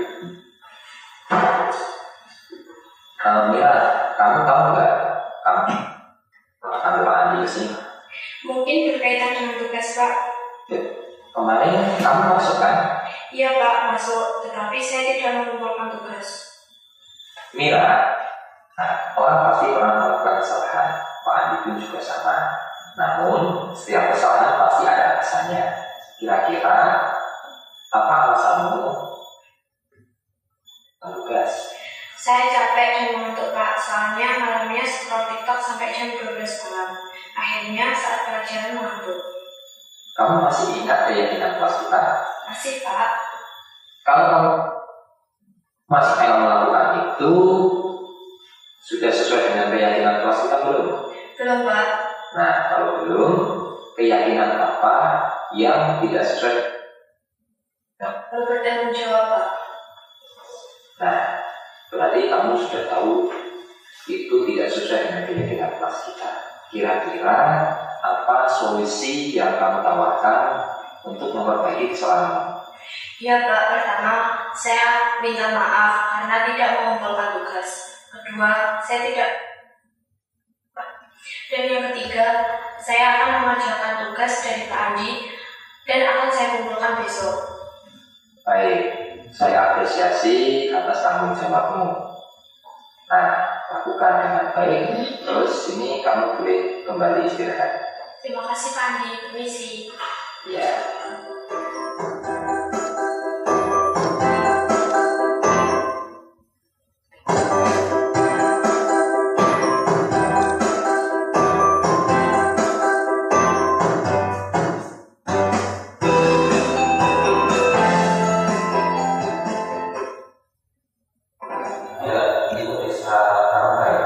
Ya, Pak. Soalnya saya baru pulang karena mau jajan air kecil di rumah, Pak.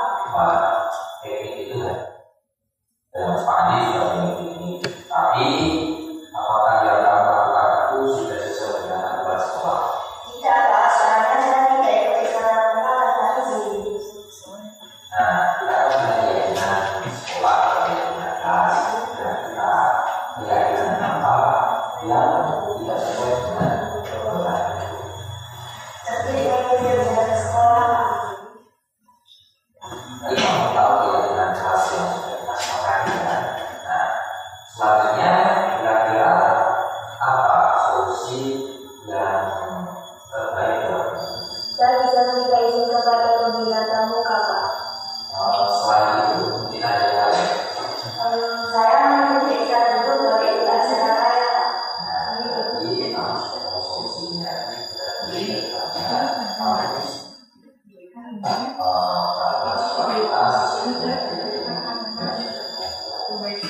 Ya, Pak. Insya Allah akan berusaha lebih lagi.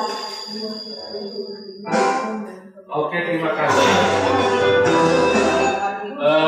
Kira-kira Ibu Bapak ini cerminan dari apa yang sudah kita pelajari, dan memang nanti yang akan saya lanjutkan di teori tentang segitiga restitusi.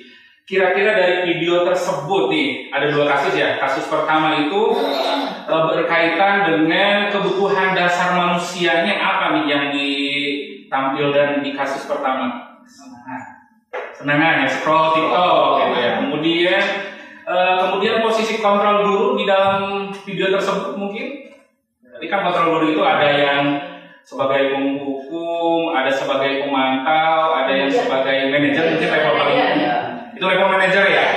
Nah, tadi ada keterangan-keterangan di bawahnya itu berkaitan dengan segitiga restitusi sebagai penyelesaian masalah. Nah, inilah yang akan saya sampaikan, kita sharing saja berkaitan dengan segitiga restitusi. Lanjut. Nah, makanya saya merasa stres karena kenapa? Untuk bisa melaksanakan segitiga restitusi ini, saya harus paham yang namanya semua tentang teori disiplin positif yang dalam hal ini diambil dari teori kontrol dan teori pilihannya Dr. William Glasser. Yang mendasarinya ini bahwa kita tidak bisa mengontrol orang lain, ya, kita hanya bisa mengontrol diri sendiri. Kemudian ini berkaitan dengan nanti makna disiplin. Kemudian semua perilaku memiliki tujuan. Dan tadi mungkin yang dijelaskan oleh Bu Ayu ya. Perilaku itu memiliki tujuan. Tujuan itu ada 3 ini. Yang pertama bisa karena misalkan kita melakukan sesuatu itu karena hukuman. Yang kedua kita melakukan sesuatu itu karena imbalan. Yang ketiga untuk menghargai diri sendiri. Nah, poin 1 dan 2 ini akan menghasilkan, berarti ini dihasilkan dari karena ada tujuan tertentu atau disebutnya dengan motivasi ekstrinsik atau dari luar. Teori motivasi berikutnya adalah untuk menghargai diri sendiri. Nah, ini level yang paling baik karena ini tidak dipengaruhi oleh apa-apa, ini timbul dari diri kita sendiri sehingga akan menghasilkan nilai-nilai kebajikan universal. Ini yang mungkin nantinya akan menjadi keyakinan kelas. Kemudian ini berkaitan dengan model berpikir, kolaborasi dan konsensus menciptakan pilihan-pilihan baru. Ini berkaitan dengan materinya Pak mungkin tadi 5 posisi kontrol. Ya, 5 posisi kontrol ini saya bagi-bagi untuk poin 1 dan 2 itu nanti untuk posisi kontrol penghukum, membuat rasa bersalah itu nanti akan menghasilkan motivasi untuk siswanya seperti apa, yaitu untuk menghindari atau hanya takut karena hukuman. Kemudian posisi kontrol ketiga dan keempat yaitu tentang posisi kontrol teman dan pemantau. Ini juga nanti motivasi yang datang pada diri siswa adalah untuk mendapat imbalan. Kemudian posisi kontrol yang paling ideal yaitu posisi kontrol nomor 5 adalah posisi kontrol sebagai manajer. Karena nanti di dalam diri siswa akan timbul motivasi internal dengan tujuan untuk menghargai diri sendiri. Kemudian realitas kebutuhan kita berbeda, kita berusaha memahami pandangan orang lain tentang dunia. Setiap orang memiliki gambaran yang berbeda. Tapi segala sesuatu itu karena untuk memenuhi 5 kebutuhan dasar manusia. Jadi setiap kesalahan pasti ada kebutuhan yang ingin dipenuhinya. Salah satunya misalkan bertahan hidup, penguasaan, kasih sayang, dan rasa diterima, kemudian kesenangan dan kebebasan. Untuk itu, ya, supaya kita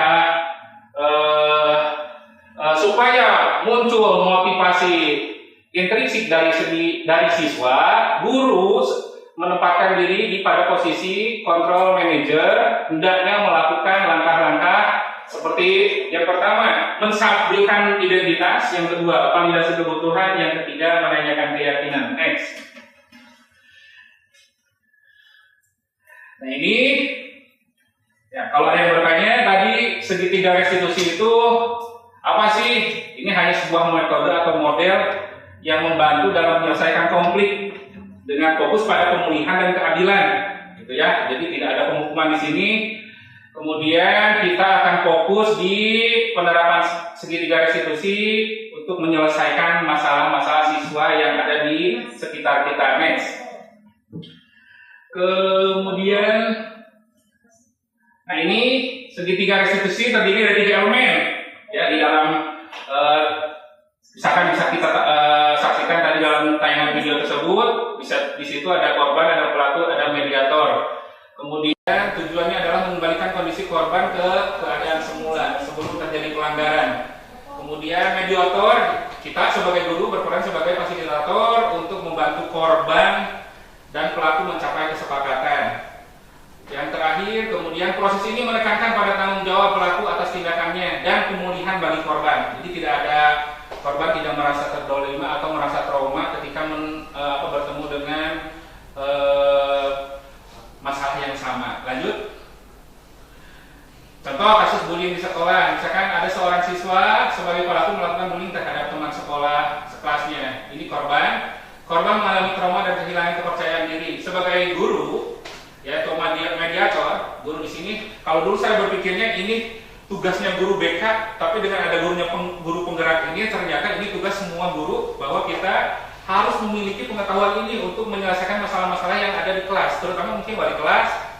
Dan saya pribadi pun sebagai guru mata pelajaran harus punya kemampuan seperti ini, karena mungkin dalam pembelajaran ada saja permasalahan yang dialami baik antar siswa-siswa atau siswa ke guru atau sebaliknya guru ke siswa. Kemudian, nah ini sebagai guru, jadi kita hanya sebagai mediator saja membantu keduanya untuk memahami situasi dan mencari solusi.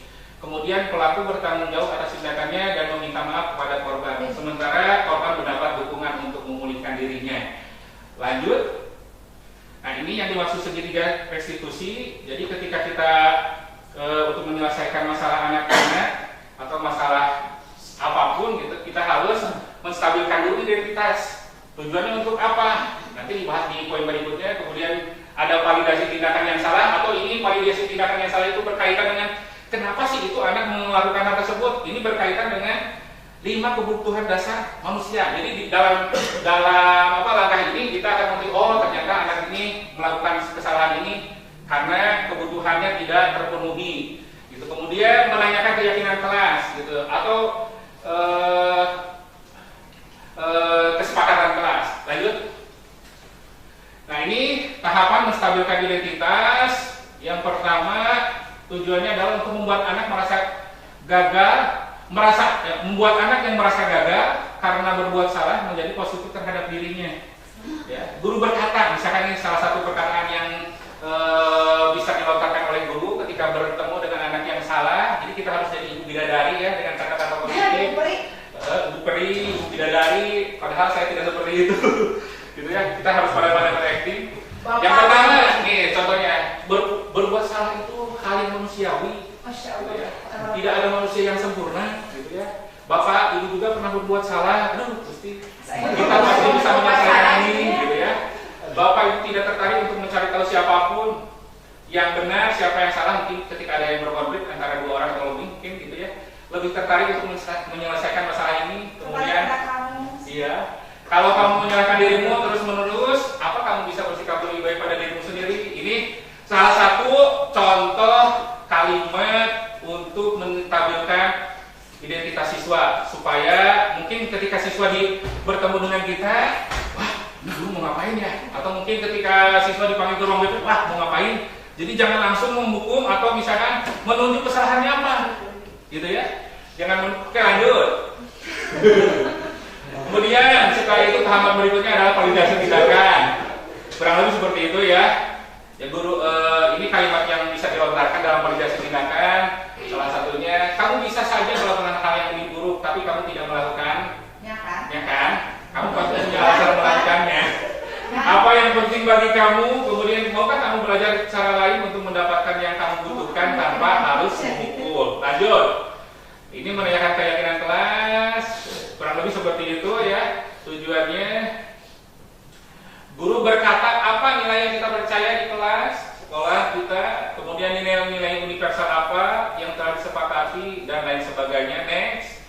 Kemudian, nah ini manfaat segitiga restitusi, bisa menyelesaikan masalah atau konflik dengan cara yang adil dan restoratif. Kemudian meningkatkan rasa tanggung jawab dan empati pada pelaku. kemudian membantu korban untuk memulihkan diri dari merasa didengar, kemudian membangun hubungan yang lebih positif antara korban dan pelaku. Selanjutnya, ini bisa diterapkan dalam berbagai kasus seperti konflik antar siswa, tindakan indisipliner, atau pelanggaran aturan. Program restitusi dapat dijalankan oleh tim konselor. Nah, kalau dulu saya berpendapatnya ini tanggung jawab BP nih, ternyata guru dan orang tua juga ini yang paling penting harus dilibatkan, gitu ya. Orang tua harus dilibatkan. Kemudian penting untuk melibatkan semua pihak yang terlibat dan menciptakan suasana yang aman dan mendukung. Sudah? Nah, ini kesimpulannya. Terima kasih. Pas ya, 1 menit lagi. Segitiga restitusi memberikan kerangka kerja yang efektif untuk menyelesaikan konflik di sekolah dengan fokus pada pemulihan keadilan. Penerapan model ini dapat menciptakan lingkungan sekolah yang lebih aman, inklusif, dan positif bagi semua siswa. Mohon maaf penjelasannya tergesa-gesa karena dibatasi waktu yang terbatas. Terima kasih atas perhatiannya. Barangkali ada pertanyaan dulu? Ya? Pak Bapak Reji. Oke, silakan Bapak Reji. Bapak Razir. Ya. Dari penjelasan tadi saya tahu bahwa itu sangat bermanfaat untuk mahasiswa ya. Dan pertanyaannya, apa tantangan yang mungkin dihadapi oleh guru-guru untuk menerapkan segitiga restitusi ini, dan apa yang terjadi jika salah satunya tidak bisa diterapkan?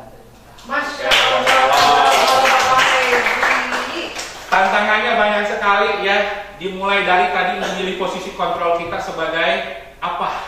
Itu yang paling, karena saya pribadi dulu pernah dari penghukum pernah gitu, mengelilingi lapangan, sebagai teman pernah dengan memberikan hadiah-hadiah atau penghargaan. Ternyata itu ada efek-efek negatif yang diakibatkan dari posisi kontrol yang saya pilih.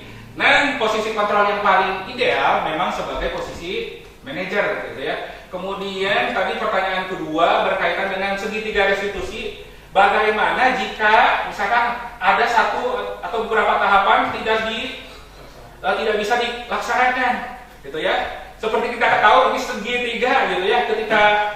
Ketika ada salah satu komponen tidak terlaksana, mungkin ini bukan segitiga lagi.